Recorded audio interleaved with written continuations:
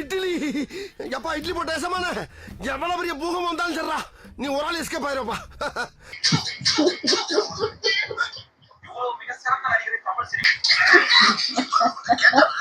என்ன இவரே சொல்ற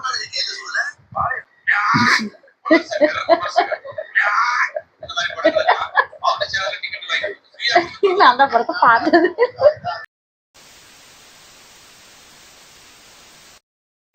ஓகே, இப்போ என்ன வீடியோ பார்க்க போறோம்னா கெட்ட பையன் சார் அவங்க சேனல்ல என்ன பார்க்க போறோம், ரீசெண்டா போட்ட வீடியோ தான் பார்க்க போறோம். பார்க்கலாமா? நம்ம அண்டா என்ன கேட்டிருக்காரு அப்படின்னா, பெரும்பான்மையின்றி விஜயால் முதலமைச்சரே ஆக முடியும் போது நீட்டை ரத்து செய்ய முடியாதது என்ன? தாவேக்காவின் பாஜக குரலை ஒலிக்கிறது. அட வெக்கம் கட்டவங்களா, உங்ககிட்ட தான்டா நீட்டுக்கு ரகசியம் இருந்துச்சுன்னு சொன்னீங்க. அவனால எப்படி ஒழிக்க முடியும்?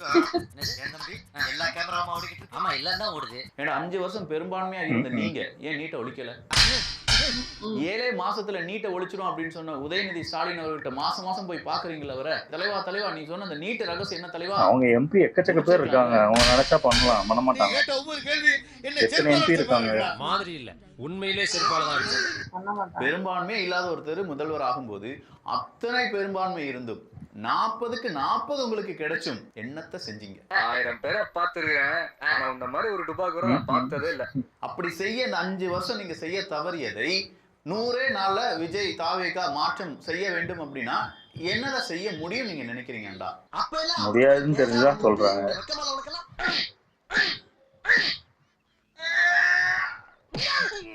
அண்டாட்ட இந்த கேள்வி கேட்டோம்னா அண்டா இப்ப என்ன சொல்லுவாரு? அப்படியே கடந்து உருளுன்னு உருளுவார். அப்படி உருளும் போது அண்டாக்க சலப்புலங்கிற சவுண்ட் எல்லாம் கேட்கும். திமுகவினருடைய இந்த வருத்தங்கள் ஒரு ஒப்பாரி என்பது போலத்தான் இருக்கிறதை பார்க்க முடிகிறது. எங்க பிரச்சனை அதுதான். நாங்க எல்லா இடத்துலயும் இதுதான். ஒப்பாரியா? சத்தியமா ஒப்பாரிதான், மாற்றுக்கிறதே இல்ல. சத்தியமா ஒப்பாரிதான். இது வந்து ரொம்ப ஒரு அபாண்டமான ஒரு காழ்ப்புணர்ச்சியான குற்றச்சாட்டு. இல்லங்க, திமுகவை பொறுத்த வரைக்கும் இன்னும் அந்த தோல்வி மனநிலையில இருந்து அவங்களால வெளியில வர முடியல. என்னது விஜய் கிட்ட போய் நம்ம தோத்துட்டோமே, இப்படி நம்ம தோப்போம் நம்ம கனவுல நினைச்சு பார்க்கலையே அப்படிங்கிற வருத்தம், வேதனை, வயிற்றெரிச்சலாக வெளிப்படுவதை அதைத்தான் இன்னைக்கு அந்த ட்வீட் வழியா என்னால பார்க்க முடியுது.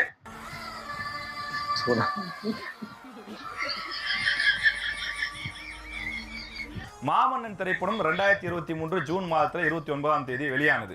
அப்ப வெளியானப்ப அன்றைக்கு ஒட்டுமொத்த தமிழ்நாடே போய் அன்னைக்கு படம் பார்த்தது. அதாவது திமுக அமைச்சர்கள், சட்டமன்ற உறுப்பினர்கள், கட்சியில் இருக்கக்கூடியவர்கள் போய் பார்த்தாங்களே, அன்னைக்கு இந்த விமர்சனத்தை வச்சிங்களா? எல்லா அமைச்சரும் போய் பார்த்துருக்காங்க, அவங்க பண்ணலாம். இங்க நாடு பத்திக்கிட்டு எரியும் பொழுது நீங்க வந்து படம் பார்க்கலாமா? இன்றைக்கு கேள்வி எழுப்பக்கூடிய கனிமொழி அவர்கள் அன்றைக்கு அவருடைய அண்ணனை பார்த்து, அண்ணன் நீங்க தமிழ்நாட்டின் முதலமைச்சர், நீங்க வந்து இந்த மாதிரி படம் பார்க்க போலாமா? முதலமைச்சர்ன்றது உயரிய பொறுப்பு இல்லையா? கேட்டுக்கிட்டியா? வெளியே என்னெல்லாம் பேசுறாங்க பாரு. சேகர் பாபு அவர்களையோ, மா சுப்பிரமணியன் அவர்களையோ, சட்டத்துறை அமைச்சர் ரகுபதி அவரெல்லாம் பார்த்து அன்னைக்கு கேள்வி கேட்டிருந்தாங்க அப்படின்னா இன்னைக்கு அந்த கேள்வி கேட்பதற்கு ஒரு நியாயம் இருக்குன்னு சொல்ல சார். போடி போ லூசு, பாத்துக்கிட்டே இருக்கா பாரு. சட்டத்துறை அமைச்சர் ரகுபதி சொன்னதெல்லாம் பாத்தீங்கன்னா வேடிக்கையினுடைய உச்சம். அன்னைக்கு அவர் என்ன தெரியுமா சொல்றாரு? அந்த படத்தை பார்த்து, அரடா உதயநிதி எவ்வளவு பிரமாதமா படம் நடிச்சிருக்காரு, இவ்வளவு மிக சிறந்த நடிகரை தமிழ் சினிமா உலகம் மிஸ் பண்ணிடலாம். பல பேர் வாழ்க்கையை நாசப்படுத்திட்டீங்க. நல்லாவே இருக்க முடியாது. சரி போ. நான் ஒரு வேண்டுகோள் வைக்கிறேன் அவருக்கு.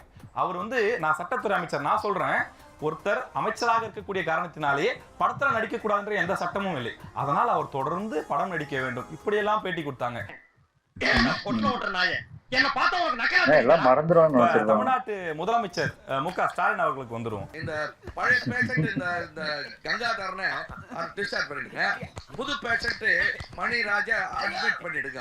இப்ப அவரை எடுத்துக்கிட்டீங்க அப்படின்னா அடிக்கடி அவர் சொல்லக்கூடிய ஒரு வார்த்தை இருக்கு, வாய் பிடித்ததோ மாங்காய் பிடித்ததோ அப்படின்னு. வாய் பிடிச்சதுன்னா ஏதாவது அல்சர் ப்ராப்ளமா இருக்கும், அசிடிட்டி ப்ராப்ளம் இருக்கும். ஆமா, மாங்காய் பிடிச்சு போச்சுன்னா அது ஒரு பழுக்கல்னு அர்த்தம். அது தூக்கி போட்டு அது டென்டிஸ்ட் கேளு, இது வந்து கேஸ்ட்ரோன்டாலஜிஸ்ட் கேளு, அவர்கிட்ட கேஸ்ட்ரோன்டாலஜிஸ்ட் கேட்கணும். இது பலகடை.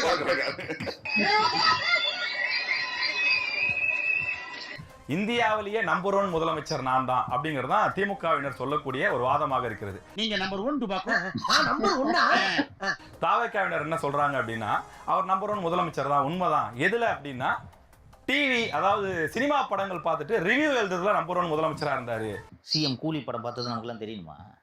போய் பார்த்தது இல்லாம தொழிலாளிங்க கைதாயிருக்கான். ஆமாம்மா. இல்லாம உங்க குடும்ப படம்ன்றதுக்காக விளம்பரம் பண்றதுக்கு முதல்வர் படம் பார்த்துட்டு போட்டோ எடுத்து ரிலீஸ் பண்ணிட்டீங்கன்னா எவ்வளோ ஆனவங்க இங்க இவங்க போராட்டம் இவர் பண்ணிட்டு முதலமைச்சரா இருந்தாங்க. இருந்த காலகட்டத்துல இவர் அளவுக்கு மூவிக்கு ரிவ்யூ அதுவும் எழுதின முதலமைச்சர் இந்திய அந்த வரலாற்றுல டைம்ல யாரும் கூலி கிடையாது. படம் அவ்வளோ பார்த்தோம். அவசியமா நீங்க ரிவ்யூ போட்டாங்க.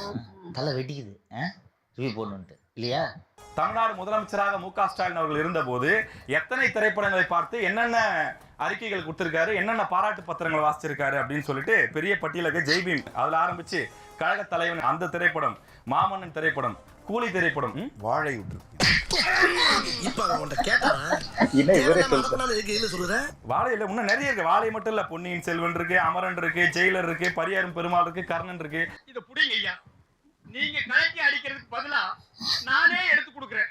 இதால என்ன அடிங்க ஐயா. இதே கலைஞர் தான் அவருடைய பல படங்களுக்கு மாவட்ட செயலாளர் பண்டல் மண்டலா டிக்கெட்டை வாங்கி அந்த படத்தை பார்க்கவே முடியாது. ஒளியின் ஓசை, பொன்னர் சங்கர் இந்த மாதிரி படங்களுக்கெல்லாம் மாவட்ட செயலாளர் டிக்கெட் வாங்கி கொடுத்து ஃப்ரீயா கொடுத்து படத்தை எல்லாருக்கும் குடும்ப டாக்டர்னு ஒருத்தங்க இருப்பாங்க, இவங்களுக்கு குடும்ப இயக்குனர்னு ஒருத்தங்க இருக்கிறாங்க. அது யாருன்னு உங்களுக்கு தெரியும்? குடும்ப இயக்குனர் அப்படின்னு ஒருத்தர் இருக்காரு. இந்த பிசிக் எங்கேயோ பார்த்த மாதிரி இருக்கே. ஒரு வேற ஐயா சாமியா இருக்குமோ?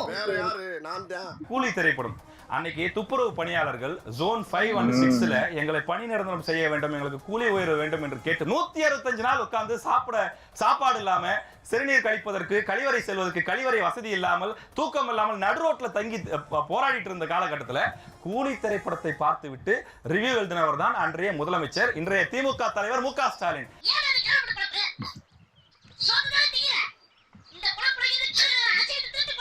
அப்படிப்பட்ட ஒரு கட்சியில இருந்து கொண்டு அவர்கள் எங்கள் கட்சியை கேள்வி கேட்பதற்கு என்ன நியாயம் இருக்குன்னு நீங்க தாவக்காரங்க கேக்குறாங்கல்ல, அதுக்கு என்ன பதில் சொல்ல முடியும் திமுகவினரால? பதில் தெரியாதவன்கிட்ட கேள்வி கேட்டா கூட தேடி பூச்சி ஏதாவது தப்பாவது பதில் சொல்லுவோம். எனக்கு கேள்வியே தெரியாது. நான் யாரு பேரு டுபாக்கூர். கனிமொழி அவர்கள் இவ்வளவு பெரிய போஸ்ட் போடுறாங்களே, திமுக ஆட்சியில் இந்த போஸ்ட் எல்லாம் அவங்க போட்டாங்களா? சோழம் திங்கிறியா இல்ல பியல் திங்கிற முதலமைச்சர் கூடிய விஜய் அவர்கள் வந்து அவர் நடிகரா இருக்கும்போது நடிச்சு முடிச்சிட்டாரு. அவரு சிஎம் ஆகி ஒன்னும் படத்தில் நடிக்கல. ஆனால் இன்றைக்கு துணை முதலமைச்சராக இருக்கக்கூடியவர் அன்னைக்கு ஸ்போர்ட்ஸ் மினிஸ்டராக இருந்து கொண்டு மாமன்னன் படத்தினுடைய இறுதி காட்சிகளில் நடித்தார். டப்பிங்லாம் கடைசியா அவர் அமைச்சராகி தான் பங்கேற்றார் என்பது உண்மை. நீங்க புத்திமதி புண்ணாக்கு சொல்லுவீங்க, நான் கேட்கணும். ஆக இவர்கள் எல்லா விஷயத்தையும் பண்ணிட்டு இவர்கள் ஒரு முன்னோடியாக முன்னுதாரணமாக இருந்துவிட்டு இன்றைக்கு திமுகவினர் தாவேக்காவினரை பார்த்து தமிழ்நாட்டில் சட்டம் ஒழுங்கு இப்படி ஆகி போச்சு, ஹாஸ்பிட்டல் அப்படி ஆகி போச்சு, இன்னும் இப்படி விட்டுட்டு போய் எல்லாம் வேடிக்கை பாக்குறீங்களே, படம் பாக்குறீங்களா, இது நியாயமா? படம் எலெக்ஷனுக்கு அப்புறம் வந்துச்சு. இப்படி இல்லன்னா இதனாலதான் ஜெயிச்சுன்னு சொல்லிருப்பாங்க. வைத்தறிச்சல்லே இருக்கு. ஆளை போய் போடுறப்ப பைக்கத்துல செத்துருப்பாங்க. இப்போ பிஜேபியினுடைய அரசாங்கம் தானே சென்ட்ரல் கவர்மெண்ட் நடந்துட்டு இருக்கு. ஏதோ அலையன்ஸ் நடந்துட்டு இருக்காமே திமுகவுக்கும் பிஜேபிக்கும் இடையே, அது உண்மையா?